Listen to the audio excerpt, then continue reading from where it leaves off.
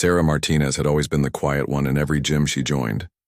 At 32, she moved through the weight room with careful precision, her long sleeves pulled down to her wrists, even in the sweltering heat of the busy fitness center. Other members barely noticed her as she methodically worked through her routine, lifting weights that seemed impossibly heavy for her slight frame. The whispers started on a Tuesday morning in March.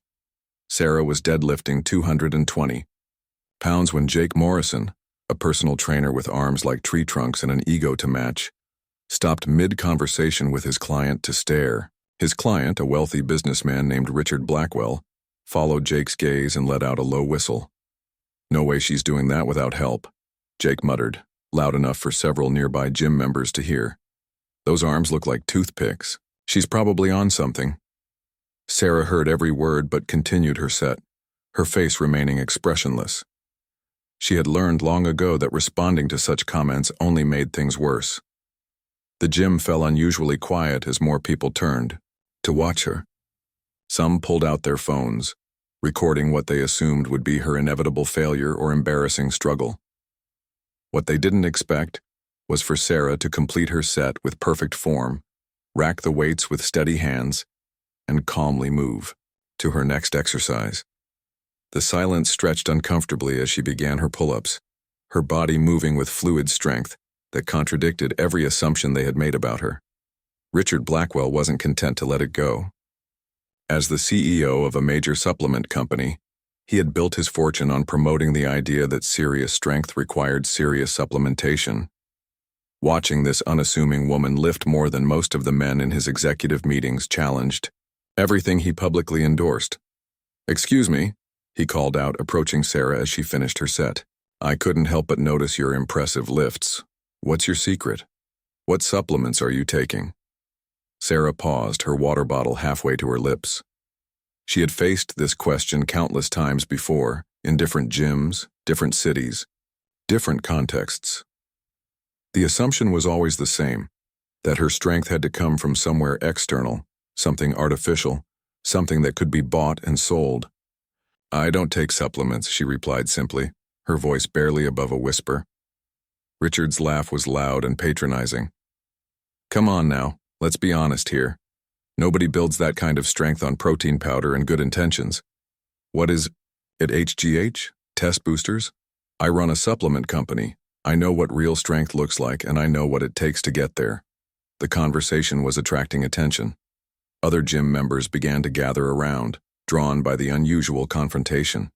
Sarah felt the familiar tightness in her chest, the same feeling she'd experienced in middle school when classmates demanded to know why she never wore short sleeves, in high school when teammates questioned her sudden athletic abilities, in college when professors raised eyebrows at her unexpected academic achievements. Jake decided to insert himself into the discussion, sensing an opportunity to demonstrate his expertise. "Listen, I've been training people for 12 years. I can spot enhancement from a mile away. The muscle density, the lifting capacity, the recovery time, it all points to chemical assistance. There's nothing wrong with it, but let's not pretend. It's all natural talent." Sarah's grip tightened on her water bottle. The plastic crinkled under the pressure, but her expression remained carefully neutral. She had spent years perfecting this mask, learning to show nothing of the storm that raged beneath the surface whenever people made these assumptions. "I've never used performance-enhancing drugs," she said, her voice slightly stronger this time. "I've never used supplements beyond basic protein powder, and even that only occasionally." "Right," Richard said, his tone dripping with sarcasm. "And I suppose you were just born with superhuman strength? Look, I've made millions understanding how the human body builds muscle. What you're doing isn't naturally possible for someone your size without pharmaceutical help." The crowd around them had grown larger. Some people were openly filming now, sensing that this confrontation was escalating into something more dramatic. Sarah could hear murmurs of agreement with Richard and Jake, whispered speculations about what she might be hiding, assumptions about her character and honesty. A woman named Lisa, who had been working out nearby, stepped forward. She was a nurse at the local hospital and had always admired Sarah's quiet dedication. "Maybe we should just drop this," she suggested gently. "People train differently, respond differently." "No," Richard said firmly, his businessman instincts kicking in. This is exactly the kind of misinformation that hurts the fitness industry. People see unrealistic results and think they can achieve them naturally, then get discouraged when they can't. Honesty is important here. Sarah felt the walls closing in around her, the same suffocating sensation she had experienced countless times before. The gym had become completely silent except for the hum of air conditioning and the distant sound of a treadmill in the cardio section. Every eye was on her, every face showing some mixture of curiosity, skepticism, or judgment. She thought about her options. She could leave, as she had done so many times before, packing up her things and finding a new gym, a new city, a new start. She could continue to deny their accusations and endure their disbelief. She could try to explain in terms they might understand, though experience had taught her that explanations rarely satisfied people who had already made up their minds. Or she could do what she had never done before in a public setting like this. She could show them the truth that she had spent her entire adult life hiding, the reality that had shaped every aspect of her existence since she was 17 years old. Sarah set down her water bottle with deliberate precision. Her hands moved to the cuffs of her long-sleeved shirt, fingers trembling slightly as she gripped the fabric. The gym seemed to hold its breath, sensing that something significant was about to happen, though no one could have anticipated exactly what that would be. "You want to know the truth about my strength?" Sarah asked, her voice carrying clearly through the silence. "You want to know what makes me different?" The question hung in the air like a challenge, and Sarah realized that, for the first time in 15 years, she was ready to answer it completely. Sarah's fingers worked slowly at the cuffs of her shirt, each button feeling like it weighed 1,000 pounds. The gymnasium had fallen so quiet that the sound of her breathing seemed amplified. Richard Blackwell stood with his arms crossed, convinced he was about to witness some elaborate confession about performance-enhancing drugs. Jake Morrison had his phone out, ready to capture what he assumed would be vindication of his professional assessment. 15 years ago, Sarah began, her voice steady despite the tremor in her hands. "I was in a car accident." The crowd shifted uncomfortably. This wasn't the direction anyone had expected the conversation to take. Some people glanced at each other with confusion, wondering what a car accident could possibly have to do with accusations of illegal supplementation. Sarah rolled up her right sleeve first, revealing what appeared to be an intricate tattoo covering her entire forearm. But as the gym's fluorescent lights hit the skin directly, the truth became unmistakable. What had seemed like artistic inkwork was actually a complex network of scars, surgical marks, and metal attachments that disappeared beneath the fabric. At her elbow, a collective intake of breath swept through the gathered crowd. Lisa, the nurse, immediately recognized what she was seeing and stepped closer, her medical training overriding the social awkwardness of the situation. "I was 17, Sarah continued, now rolling up her left sleeve to reveal similar modifications. "Senior year of high school, driving home from my job at the bookstore. A drunk driver ran a red light and hit my car at 60 miles per hour. The metal gleamed under the lights. What the observers had initially mistaken for some kind of elaborate body art was clearly prosthetic technology, but unlike anything most of them had ever seen. The integration with Sarah's natural tissue was so seamless it had been completely hidden beneath her clothing. Richard Blackwell's confident smirk faded as the implications began to sink in. Jake Morrison slowly lowered his phone, suddenly understanding that he had stumbled into something far more complex than a simple case of supplement denial. "Both arms were crushed beyond repair," Sarah explained, her voice gaining strength as she spoke. "The doctor said I was lucky to be alive, but they had to amputate at the shoulder. I spent 2 years in and out of hospitals, learning to use basic prosthetics, adjusting to a completely different life." She began to remove her shirt entirely, revealing the full extent of the prosthetic system.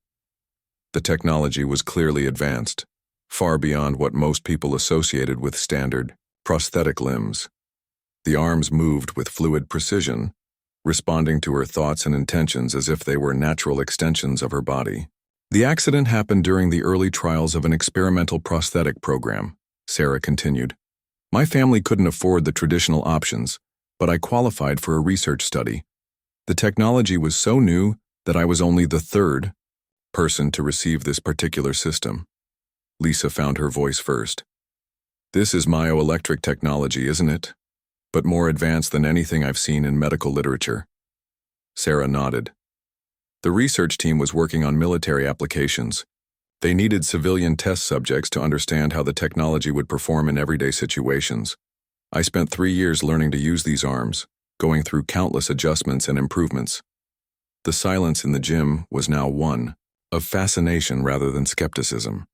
People were staring, but their expressions had shifted from doubt to amazement. The accusations about performance enhancement suddenly seemed absurd in the face of this revelation.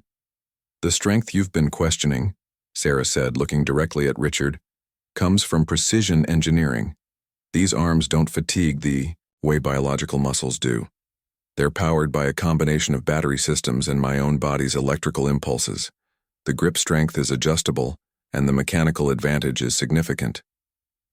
Jake Morrison was struggling to process what he was seeing. His expertise in human physiology hadn't prepared him for this scenario. But the way you move, the coordination, it's so natural. I never would have guessed. That was the point, Sarah replied. The research team's goal was to create prosthetics that would be indistinguishable from natural limbs in terms of function and appearance. I've spent 15 years perfecting the movements, learning to make them look effortless. She demonstrated by picking up a nearby dumbbell, her prosthetic fingers adjusting their grip with mechanical precision.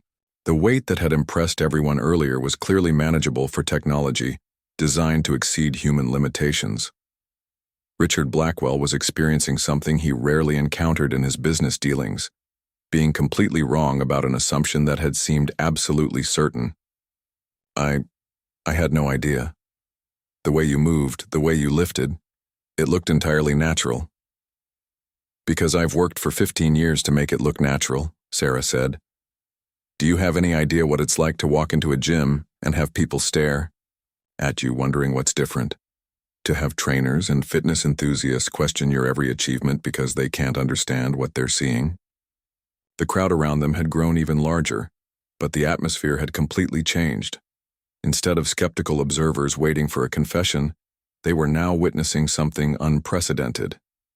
Several people had put away their phones, recognizing that this moment deserved respect rather than viral documentation. Lisa stepped closer, her medical curiosity overriding social boundaries. Can I ask about the sensory feedback? Do you feel resistance when you lift? Limited tactile sensation, Sarah explained. The system provides basic pressure feedback and temperature awareness, but nothing like natural touch. I had to learn to lift by sight and sound rather than feel. It took years to develop that skill. A younger man named David, who had been watching from the back of the crowd, pushed forward. My brother lost his arm in Afghanistan. The prosthetics he was offered were nothing like this. Where did you get this technology? Sarah's expression grew more serious. The research program was discontinued 8 years ago. Funding was redirected to other projects. As far as I know, fewer than a dozen people ever received this level of prosthetic integration. The implications were staggering. The gym members were looking at someone who represented technology that was simultaneously cutting-edge and obsolete, a glimpse into a future that had been abandoned before it could reach the people who needed it most. So when you say you don't use supplements, Richard said slowly, you mean? I mean exactly that, Sarah replied. No steroids, no performance enhancers, no chemical assistance, just technology that most people don't know exists, attached to someone who has spent 15 years learning to use it effectively. The revelation hung in the air like a challenge to everything the fitness enthusiasts thought they knew about human capability and limitation. Sarah stood before them, no longer hiding the truth that had shaped her entire adult life, waiting to see how they would respond to a reality that none of them had been prepared to encounter. The silence stretched for what felt like an eternity as Sarah stood before the crowd, her prosthetic arms fully visible for the first time in any public setting. The metal and carbon fiber components gleamed under the harsh gymnasium lighting, revealing the intricate engineering that had been hidden beneath fabric and assumption for so long. Richard Blackwell was the first to break the silence. but his usual commanding presence had been replaced by something much more vulnerable. "I owe you an enormous apology. I made assumptions based on my own limited understanding, and I was completely wrong." Jake Morrison nodded vigorously, his phone now completely forgotten in his pocket. "I've been training people for 12 years, and I thought I understood human capability. This is beyond anything I've ever encountered." But Sarah wasn't looking for apologies. She had revealed her secret not for their comfort, but because she was tired of hiding, tired of the constant questions and accusations that followed her wherever she went. The weight of 15 years of concealment had finally become too heavy to carry. The hardest part, she said, wasn't learning to use these arms, it was learning to live in a world that couldn't understand what they were seeing. A woman named Jennifer, who had been quietly observing from the edge of the crowd, stepped forward. She was a physical therapist who worked with amputee patients, and her professional experience gave her insight that others lacked. "The level of integration I'm seeing here," Jennifer said carefully. "This isn't just prosthetics. This is cyborg technology. The neural interface alone must be incredibly sophisticated." Sarah nodded. "The research team called it a biological mechanical fusion system. The prosthetics aren't just attached to my body, they're integrated with my nervous system. I think about moving, and they move. The connection is direct." This revelation sent another wave of amazement through the crowd. People began to understand that they weren't just looking at advanced prosthetics, but at technology that blurred the line between human and machine in ways that seemed more like science fiction than medical reality. David, the young man whose brother had lost an arm in military service, couldn't contain his emotions. "Do you realize what this could mean for people like my brother? For all the veterans who come home missing limbs? Why was this program discontinued?" Sarah's expression grew darker, the pain of old battles flickering across her features. Politics, funding, fear. The technology worked too well, made some people uncomfortable. There were concerns about creating unfair advantages, about the implications of human enhancement. The military aspects were deemed too controversial. Lisa, the nurse, was studying the prosthetic arms with professional fascination. "The power source must be incredible. How do you charge them? How long do they last?" "Solar collection panels, integrated into the skin surface," Sarah explained, indicating nearly invisible elements woven into the prosthetic covering, supplemented by kinetic energy harvesting from movement and a small internal battery system. Under normal circumstances, they're self-sustaining. The crowd was absorbing information that challenged their fundamental understanding of technology and human capability. Several people pulled out their phones again, but this time with permission, wanting to research the scientific implications of what they were witnessing. Richard Blackwell, still processing his earlier misjudgment, asked the question that was on everyone's mind. "How many people know about this technology? How many people have what you have?" "As far as I know, 7 people received the full integration system," Sarah replied. 3 were military personnel, 2 were civilian accident victims like me, and 2 were volunteers from the research team. The program was classified, then discontinued. Most of the research was sealed. The implications were staggering. The gym members were looking at someone who represented a technology that could revolutionize prosthetics and human capability, but which had been buried by bureaucracy and fear. Jake Morrison, who had spent his entire career focused on maximizing human physical potential, was struggling to process the magnitude of what he was seeing. The strength capabilities, the endurance, the precision. This changes everything we think we know about human limits. "It changed everything I thought I knew about my own limits," Sarah said. "But it also isolated me in ways I never expected." "Do you try to explain to a potential employer that your arms are technically superior to human arms, but that makes you different rather than disabled? Do you tell people on dates that half your body is artificial? Do you compete in sports when you have mechanical advantages?" These questions hit the crowd like cold water. Everyone had been focused on the amazing technology, but Sarah was highlighting the human cost of being fundamentally different in a world that wasn't prepared to understand or accept that difference. Jennifer, the physical therapist, recognized the deeper issues immediately. You've been living with technology that could help millions of people, but you've had to hide it because society wasn't ready to accept what it meant. Exactly, Sarah said. Every day I wake up grateful for these arms, for the ability to function, normally to lift things, to be independent. But I also wake up knowing that I can never be completely honest about who I am, or what I'm capable of. A teenager named Marcus, who had been watching from the back of the crowd, raised his hand tentatively. Can I ask what it feels like? I mean, when you think about moving and the arms respond, what does that feel like? Sarah considered the question carefully.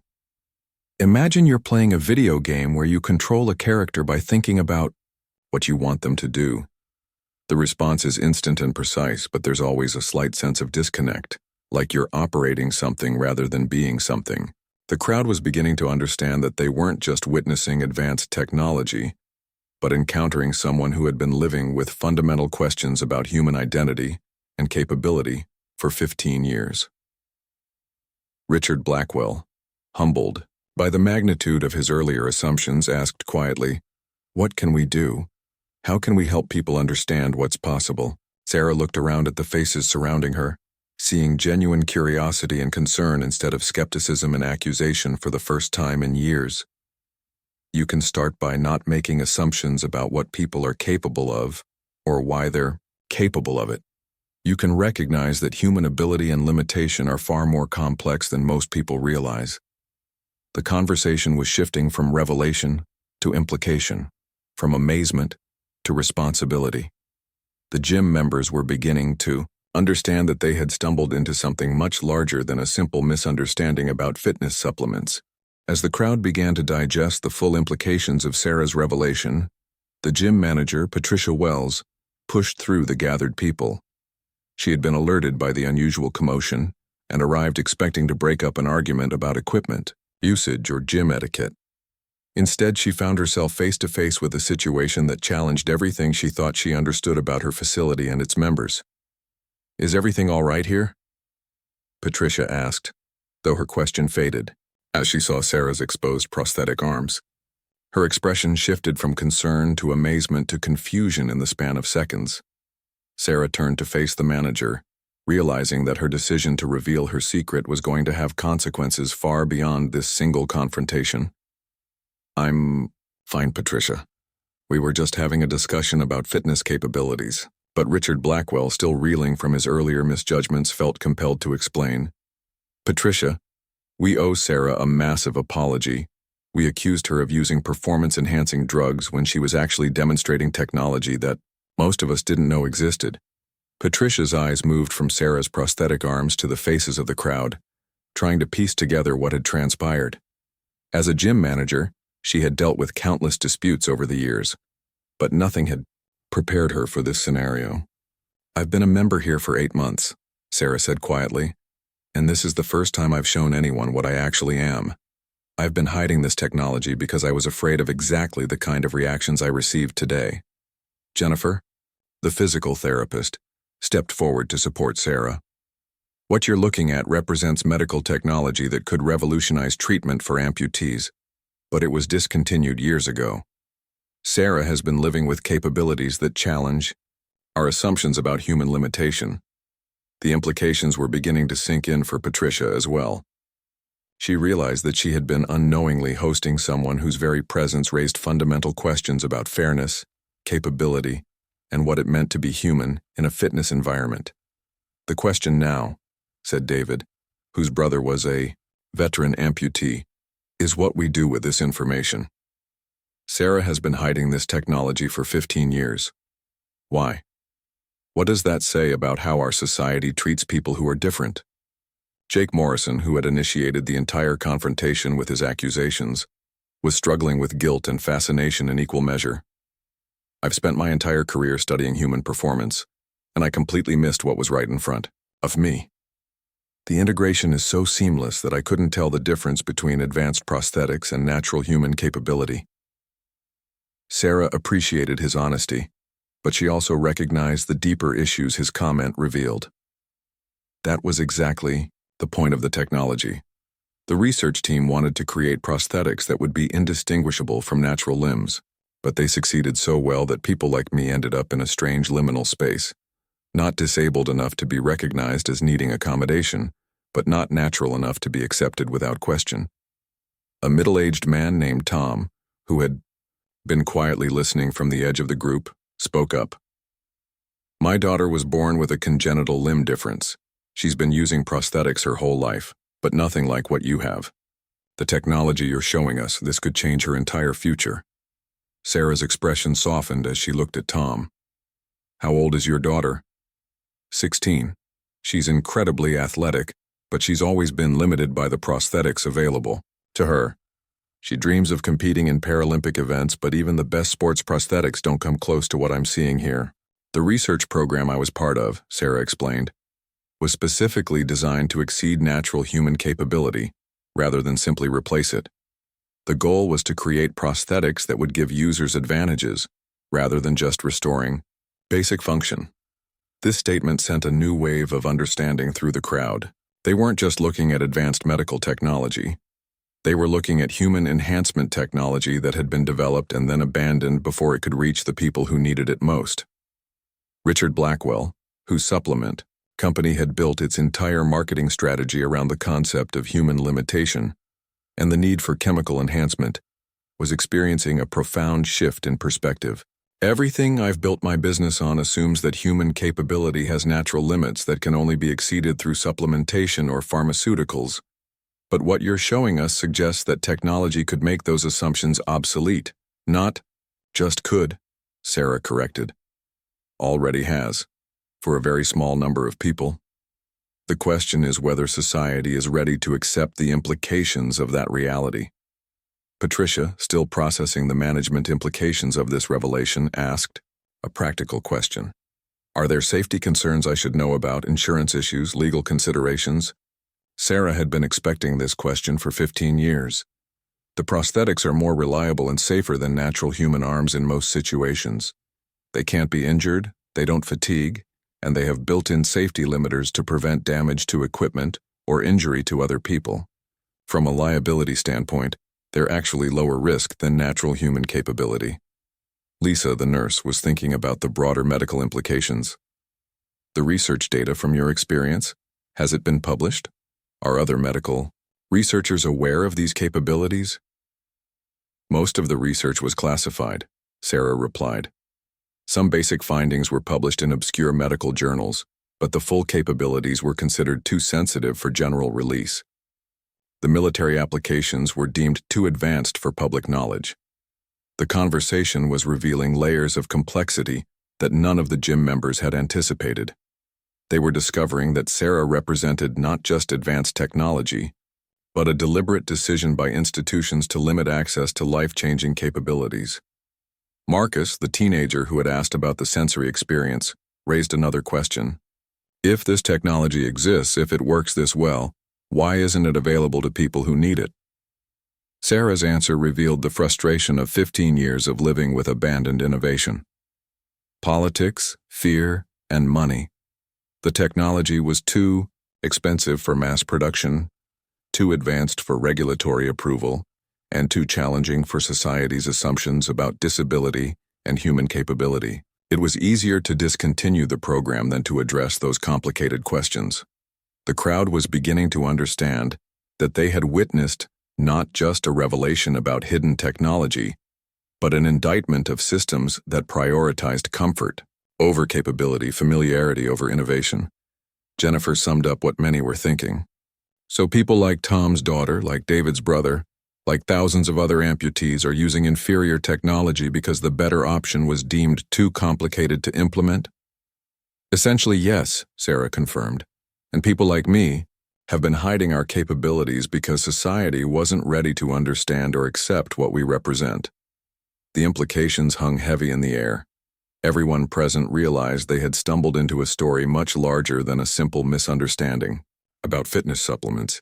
They were confronting questions about human enhancement, technological capability, institutional priorities, and social acceptance that had far-reaching consequences for how society approached disability, limitation, and human potential. The revelation in the gymnasium had created ripples that extended far beyond the initial confrontation. Word spread through the fitness community with unprecedented speed, but not in the way Sarah had feared. Instead of sensationalized rumors or invasive curiosity, the story sparked serious conversations about technology, capability, and the assumptions society makes about human limitation. 3 days after the incident, Patricia Wells called Sarah with an unexpected request. "I've been getting calls from medical researchers, disability advocates, and journalists. They all want to know if the story about advanced prosthetic technology is true. I told them I'd speak with you first." Sarah had been dreading this moment since she rolled up her sleeves in front of the crowd. She knew that once her secret was out, there would be no going back to the quiet anonymity she had maintained for 15 years. But she also recognized an opportunity that might not come again. "What kind of researchers?" she asked. Dr. Elena Rodriguez from the University Medical Center called personally. She's heading a new prosthetics research program and said she's been trying to track down information about discontinued military programs. There's also someone from the Department of Veterans Affairs who wants to discuss potential applications for wounded veterans. The conversation Sarah had been avoiding her entire adult life was finally unavoidable. She agreed to meet with Dr. Rodriguez, understanding that this decision would fundamentally change her relationship with her own identity and capabilities.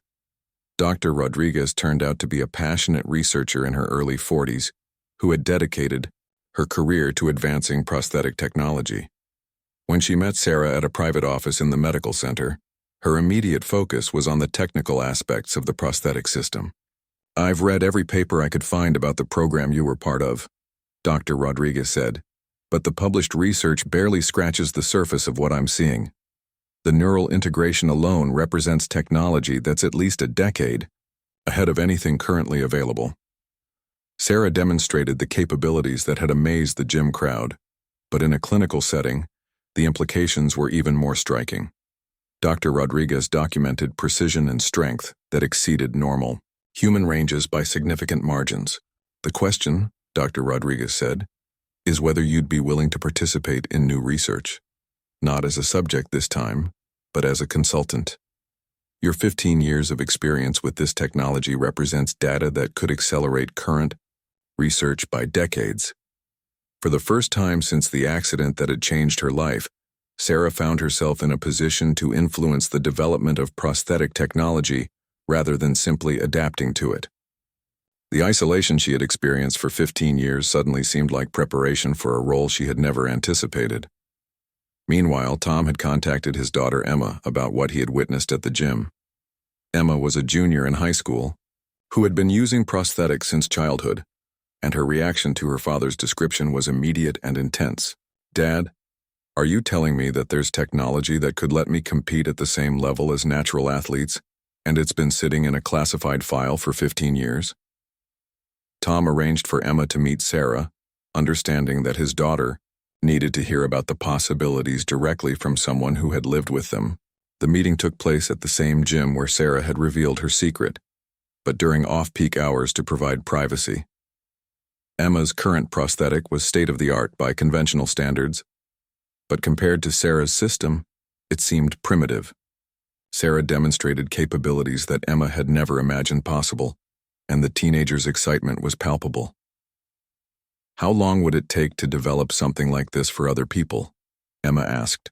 "With proper funding and institutional support," Sarah replied. "Probably 5 to 7 years to create a version that could be safely implanted in other patients. But that assumes someone is willing to fund the research and navigate the regulatory challenges." Emma's determination was immediate and absolute.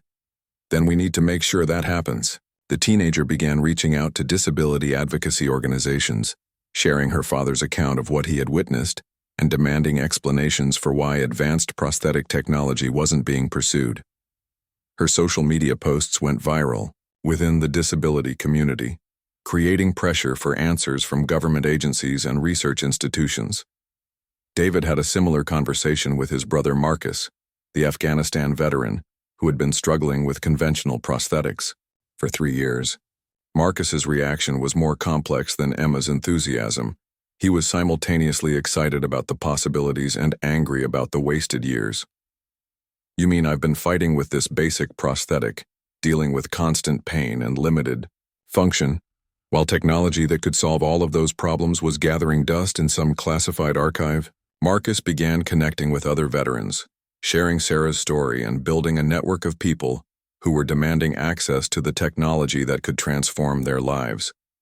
The veteran community's response was swift and organized, with formal inquiries being submitted to the Department of Veterans Affairs and congressional representatives. Richard Blackwell was experiencing his own transformation. The supplement company executive who had been so confident about human limitation found himself questioning the entire foundation of his business. If technology could exceed human capability so dramatically, what did that mean for an industry built on the premise that chemical enhancement was necessary to reach peak performance? He reached out to Sarah with an unusual proposition. I want to redirect my company's research budget toward prosthetic technology, not to make money, but to help fund the research that could bring this technology to people who need it. Sarah was surprised by the offer, but she recognized the potential impact of having private industry support advanced prosthetic research. The question is whether you're prepared for the implications of success. If this technology becomes widely available, it will challenge fundamental assumptions about human capability and fairness. Maybe those assumptions need to be challenged, Richard replied. Jake Morrison had been doing his own research since witnessing Sarah's demonstration. As a trainer, he was particularly interested in the performance implications of human-machine integration. He began studying the biomechanics of prosthetic movement, trying to understand how to optimize training for people who might have access to enhanced capabilities. If this technology becomes available, he told Sarah during a follow-up conversation, the entire fitness industry will need to rethink its approach. We'll need new training methods, new safety protocols, new ways of thinking about human potential. The story that had begun with accusations in a gym was evolving into a movement that challenged medical research priorities, government funding decisions, and social assumptions about disability and capability. Sarah found herself at the center of conversations she had been avoiding her entire adult life. But for the first time, those conversations were focused on solutions rather than limitations. Dr. Rodriguez contacted Sarah with news that validated all the activity surrounding her revelation. Based on the documentation we've gathered and the interest from various communities, we've received preliminary approval for a new research program. The goal is to recreate and improve upon the technology you've been living with the specific aim of making it available to people who could benefit from it. Sarah realized that her decision to reveal her secret had set in motion changes that would extend far beyond her own life. The isolation she had experienced for 15 years was ending, but it was being replaced by responsibilities she had never anticipated. 6 months after the confrontation that changed everything, Sarah stood in a completely different kind of gymnasium. This one was part of the University Medical Center's new prosthetic research facility, equipped with motion capture systems, force measurement platforms, and monitoring equipment that could track every aspect of human movement and mechanical performance. Dr. Rodriguez had assembled a team of engineers, medical researchers, and bioethicists to study Sarah's prosthetic system and develop improved versions that could be safely offered to other patients. But the project had evolved into something much larger than anyone had initially anticipated. Emma, the teenager whose father had witnessed Sarah's revelation, was now 17 and serving as the primary advocate for younger amputees in the research program. Her passion and determination had impressed everyone involved, and she had become the unofficial spokesperson for a new generation that refused to accept technological limitations. 6 months ago, I thought my dreams of competing at an elite athletic level were impossible because of my prosthetic, Emma told the assembled research team during their weekly progress meeting. Now I'm looking at technology that could not only let me compete, but potentially give me advantages that natural athletes don't have. The question is no longer what's possible, it's what's fair. This question had become central to the entire project. The research team wasn't just developing advanced prosthetics. They were grappling with fundamental questions about human enhancement, competitive fairness, and the social implications of technology that exceeded natural human capability. Marcus, David's brother and the Afghanistan veteran who had joined. The project as a consultant brought a different perspective to these discussions. His experience with combat and military technology gave him insights that the medical researchers sometimes lacked. In combat, you use whatever technology gives you an advantage, Marcus said during one particularly intense ethics discussion. The question isn't whether enhanced prosthetics are fair, it's whether denying them to people who need them is fair. I lost my arm serving my country. If technology exists that could restore my capability and then some, why should I be limited to inferior options because it makes other people uncomfortable? The project had attracted attention from unexpected quarters. Richard Blackwell had followed through on his commitment to redirect his supplement company's resources toward prosthetic research. His business background brought practical considerations about manufacturing, distribution, and cost that the academic researchers hadn't fully considered. We can develop the most amazing technology in the world, Richard pointed out, but if it costs $500,000 per installation and takes 2 years to receive approval, we're not really solving the problem for most people who need it. This concern had led to parallel research tracks. One focused on recreating and improving Sarah's advanced system for specific applications, and another aimed at developing more affordable versions that could provide significant improvements over conventional prosthetics while remaining accessible to broader populations. Jake Morrison had become an unexpected asset to the project as well. His experience with human performance training had proven valuable for developing protocols to help prosthetic users optimize their capabilities. He was working specifically on training methods for people transitioning from conventional prosthetics to enhanced systems. The physical adaptation is actually the easy part, Jake explained to new participants in the program. The psychological adjustment to suddenly having capabilities that exceed your previous natural limits, that's much more challenging.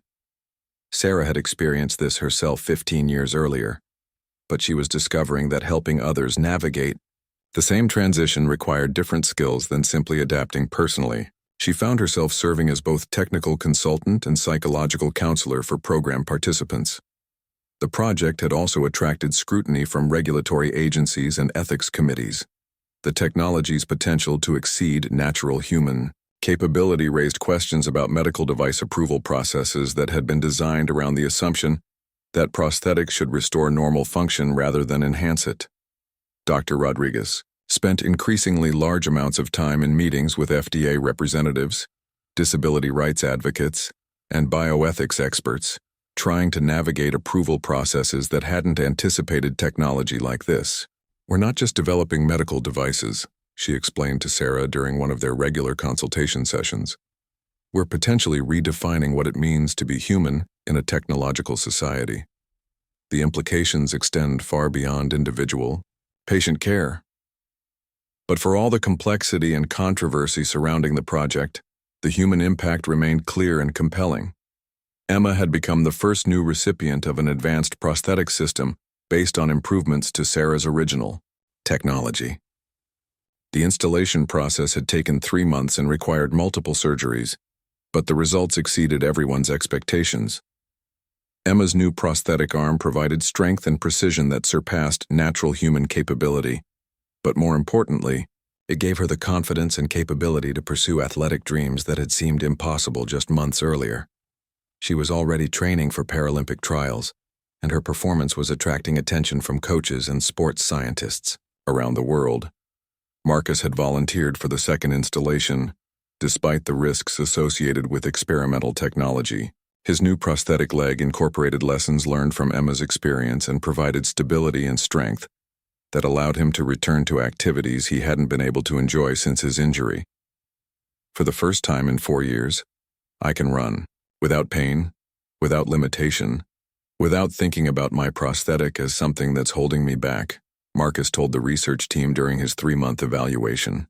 This technology didn't just restore my capability, it gave me capabilities I never had before.